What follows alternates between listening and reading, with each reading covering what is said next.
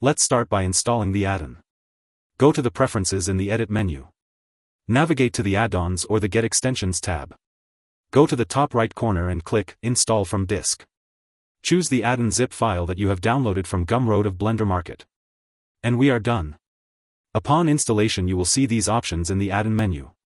The add-on has been tested last on Blender 4.5 Alpha. Let's see how to use the add-on. We will be using this model by Sender Blender. You can find the link to it in the description. So the add-on can be triggered in one of the two ways, either by clicking this button right here, or you can assign a shortcut key by clicking this assign a shortcut key menu here. So let's see, just like that. And the add-on can be applied to either the selected objects like this. So if I switch it to rendered view, then so I have selected these objects right here, and it has fixed the color space for these ones. Or you can just deselect everything. Just a sec. Deselect everything and just trigger the add-on. So what it will do is it will fix the color spaces for everything that's in the scene. Let's take a look at the add-on options. First one being the color space. You would have to set this to the color space that you want the textures to be in. So right now this is set to aces because we are in aces.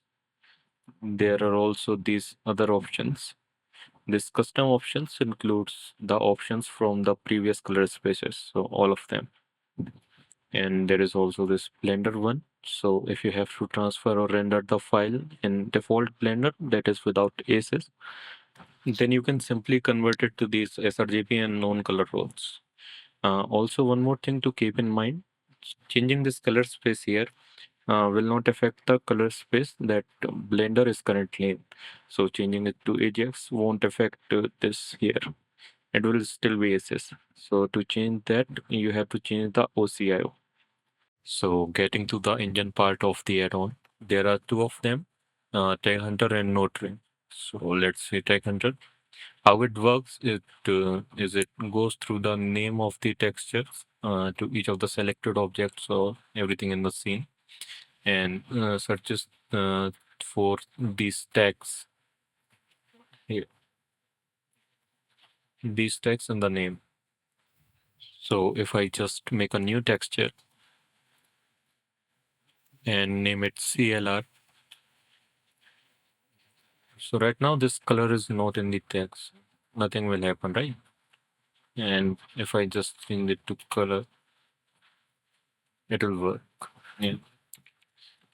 Same for non-color, like that, because both of them are in the text. You can add your custom text, whatever you want. Just make sure to keep them all in lower caps and just separate them by space. Do not use comma or anything else. Let's take a look at the other engine, that is Node Train. It goes through the material and searches for some BSTF nodes like principled, normal, diffuse, and I think bump. And if a texture is connected to one of these inputs, this one is colored, these ones are non-color. So if a texture is connected to one of them, then it sets it accordingly. And only these two columns are supported. So if I change it to a non-color role, then it will set it to role data or whatever there is. And in between nodes are also supported. So if your texture has some adjustment nodes like this, it will also work then. Right now, the add-on does not support groups. So a few of you might encounter an error like this one. So what it is saying is the color rule that you have chosen is not in your OCIO file. So the sRGB encoded is not in this list. What you can do is set it to a supported file, this output sRGB or anything that's supported. Or if you have a custom OCIO that uses color rules other than this one, then you can email me and I'll add this to the add-on. I am working on a solution that would allow you to add your custom color rules to it, but it will take a little while to be implemented.